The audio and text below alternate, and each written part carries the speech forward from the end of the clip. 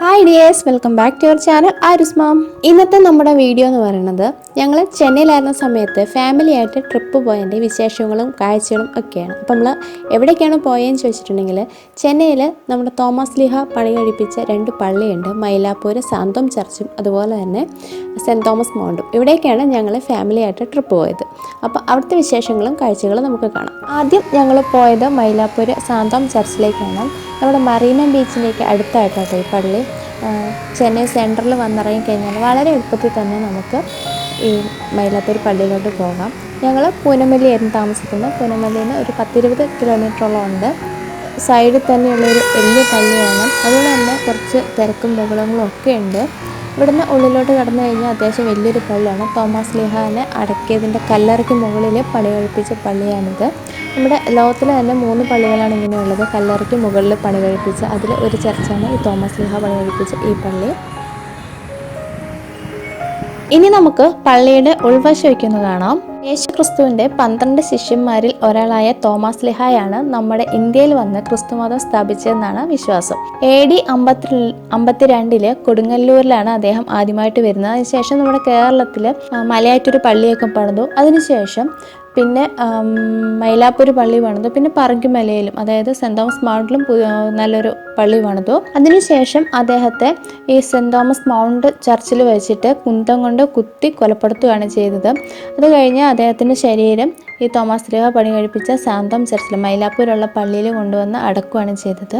ആദ്യം ഇതൊരു പഴയ പള്ളിയായിരുന്നു, ചെറിയ പള്ളിയായിരുന്നു. ഇതിനോട് ചേർന്നിട്ടായിരുന്നു കല്ലറയും ഉണ്ടായിരുന്നത്.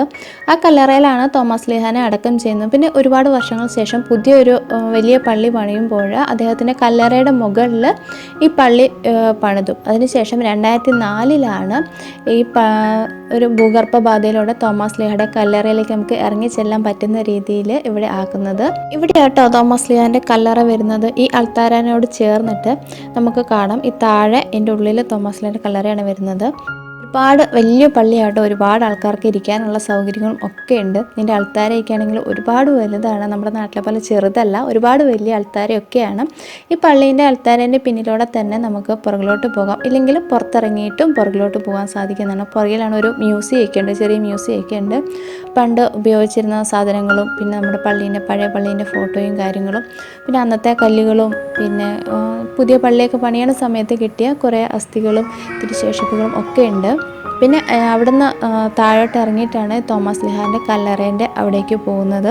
ഇനി നമുക്ക് തോമസ് ലീഹയുടെ കല്ലറയിലേക്ക് പോകാം. താഴെ കല്ലറയും മുകളിൽ ഒരു മ്യൂസിയം ഒക്കെ ഉണ്ട്. ഇപ്പുറത്തെ സൈഡിൽ ചെരുപ്പൊക്കെ ഇട്ട് വെക്കാനൊക്കെ ആയിട്ടുള്ള സൗകര്യങ്ങളൊക്കെ ഉണ്ട്. ഒരുപാട് ഫോറിനേഴ്സൊക്കെ വന്നു പോകുന്ന സ്ഥലമാണ്. അവിടെ അത്യാവശ്യം നല്ല തിരക്കുമുണ്ട്. കല്ലറയൊന്നും ഞാൻ ഷൂട്ട് ചെയ്തില്ല. കാരണം എന്താണെന്ന് വെച്ചിട്ടുണ്ടെങ്കിൽ അങ്ങോട്ട് കയറി ചെല്ലുമ്പോൾ തന്നെ ഭയങ്കര പീസ്ഫുള്ളായിട്ടുള്ള ഒരു പ്ലേസാണ്. അവിടെ ചെറിയൊരു ചാപ്പൽ പോലെ ഉണ്ട്. അവിടെ ഇരുന്ന് നമുക്ക് പ്രാർത്ഥിക്കാം. അതിനുശേഷം വേറൊരു പാതയിലൂടെ നമുക്ക് തിരിച്ചു വരാം. അതുകൊണ്ട് ഞാൻ അവിടെ ഒന്നും ഷൂട്ട് ചെയ്തില്ല.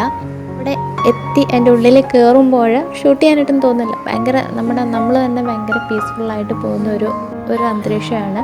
അതുകൊണ്ട് ആണ് ഷൂട്ട് ചെയ്യാണ്ടിരുന്നത്. പുതിയ പള്ളിയൊക്കെ പണിയുന്ന ടൈമിൽ അവിടെ വെച്ചിട്ട് തോമസ് ലീഹാൻ്റെ ഒരു എല്ലിൻ്റെ ഒരു അസ്ഥീൻ്റെ ഒരു കഷ്ണം കിട്ടിയിട്ടുണ്ടായിരുന്നു. അതൊക്കെ അവിടെ വെച്ചിട്ടുണ്ട്. അതൊക്കെ നമുക്കവിടെ കാണാൻ സാധിക്കും. ഇനി നമുക്ക് മ്യൂസിയത്തിൽ എന്തൊക്കെയാണ് ഉള്ളതെന്ന് കാണാം. ഇത് പഴയ പള്ളിയാണ്. ഇത് പൊളിച്ചിട്ടാണ് പുതിയ പള്ളി പണിതിരിക്കുന്നത്.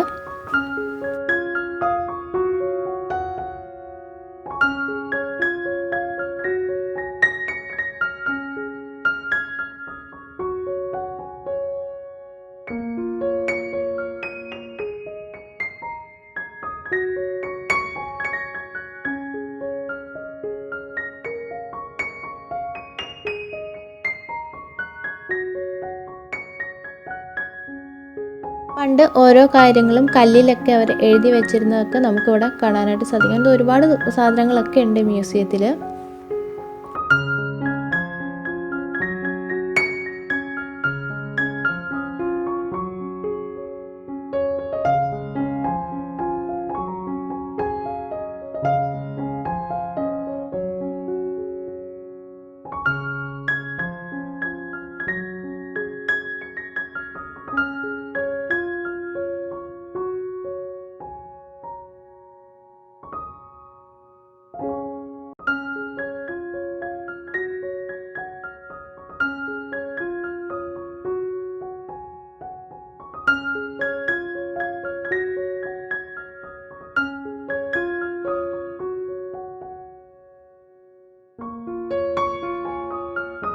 ഇത് പണ്ട് കുട്ടികളുടെ മാമോദീസ സമയത്ത് മാമോദീസ മുക്കാനായിട്ട് ഉപയോഗിച്ചിരുന്നതാണ്.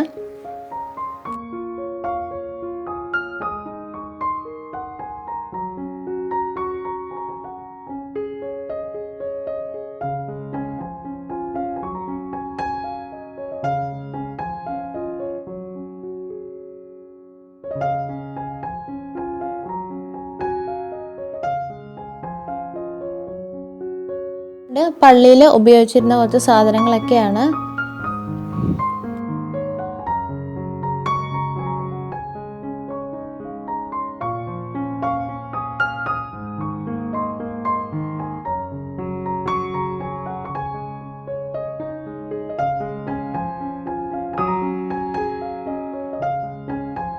ഇനി പണ്ട് ഉപയോഗിച്ചിരുന്ന കുറച്ച് ബൈബിളും കാര്യങ്ങളും ഒക്കെയാണ്. പണ്ട് ഉപയോഗിച്ചിരുന്ന ഒരുപാട് സാധനങ്ങളൊക്കെ ഉണ്ട് കേട്ടോ ഇവിടെ.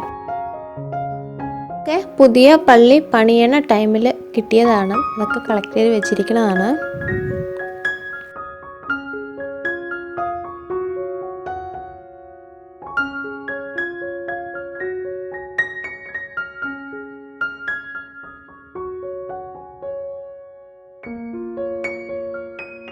അപ്പോൾ മ്യൂസിയത്തിലെ കുറേ സാധനങ്ങളൊക്കെ കണ്ടില്ലേ. അപ്പോൾ എല്ലാം ഒരുപാടുണ്ട്. അപ്പോൾ എല്ലാം കൂടെ ആകുമ്പോൾ നമുക്ക് ബോറടിച്ചാലോ എന്ന് ഓർത്തിട്ടാണ്. ഇനി നമുക്ക് ഇവിടുത്തെ കാഴ്ചകളൊക്കെ കഴിഞ്ഞു. ഇനി നമുക്ക് നേരെ പോകേണ്ടത് സെൻറ് തോമസ് മൗണ്ട് ചർച്ചിലേക്കാണ്. ഇവിടുന്ന് ഒരു 13 കിലോമീറ്ററോളം ഉണ്ട് അങ്ങോട്ട്.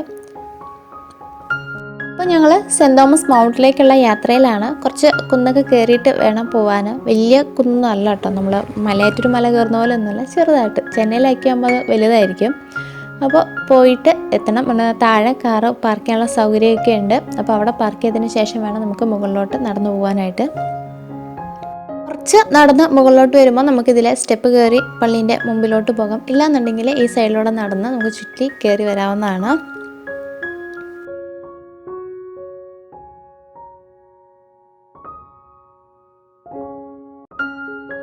നമ്മൾ പള്ളിമുറ്റത്ത് എത്തി. ഇനി നമുക്ക് പള്ളിക്ക് ഉള്ളിലോട്ട് കയറാം. നമ്മൾ നേരത്തെ പോയ സാന്തോം ചർച്ച് പോലെ ഒരുപാട് വലിയ പള്ളിയല്ല, ചെറിയ പള്ളിയാണ്.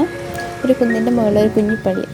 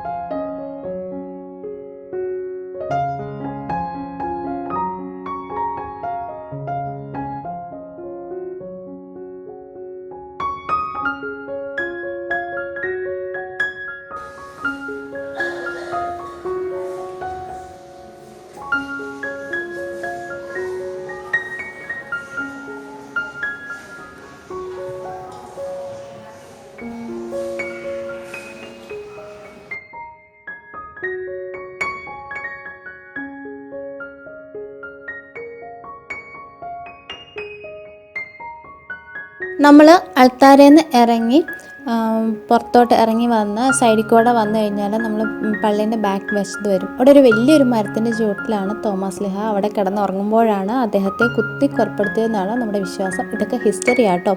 എനിക്ക് ഒരുപാട് കഥകളൊന്നും അറിയത്തില്ലായിരുന്നു. ഞാൻ ഗൂഗിൾ ചെയ്ത് കണ്ടുപിടിച്ചിട്ടാണ് നിങ്ങൾക്ക് പറഞ്ഞു തരുന്നത്.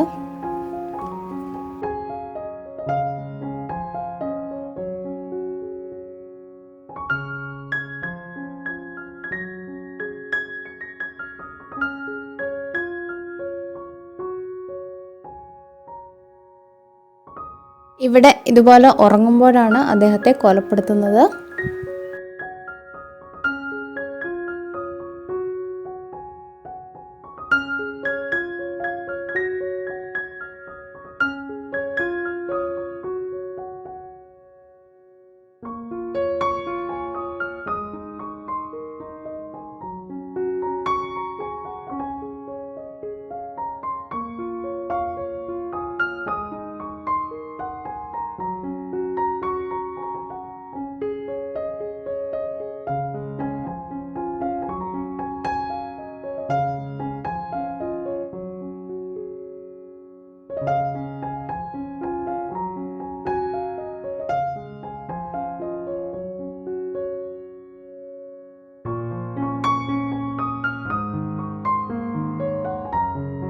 കേട്ടോ ഞങ്ങളുടെ ഒരു കൊച്ചു ട്രിപ്പിൻ്റെ വിശേഷങ്ങളും കാഴ്ചകളും നിങ്ങൾക്ക് ഇഷ്ടപ്പെട്ടെന്ന് വിചാരിക്കണോ? ഇഷ്ടപ്പെട്ടെങ്കിൽ ലൈക്ക് ചെയ്യാൻ മറന്നു പോകരുത്. പിന്നെ എന്തെങ്കിലും കുറ്റങ്ങളും കുറവുകളും ഒക്കെ ഉണ്ടെങ്കിൽ കമൻറ്റ് സെക്ഷനിൽ പറയുക. തീർച്ചയായിട്ടും ഞാൻ നെക്സ്റ്റ് വീഡിയോയിൽ അത് കറക്റ്റ് ചെയ്യാൻ ശ്രമിക്കുന്നതാണ്.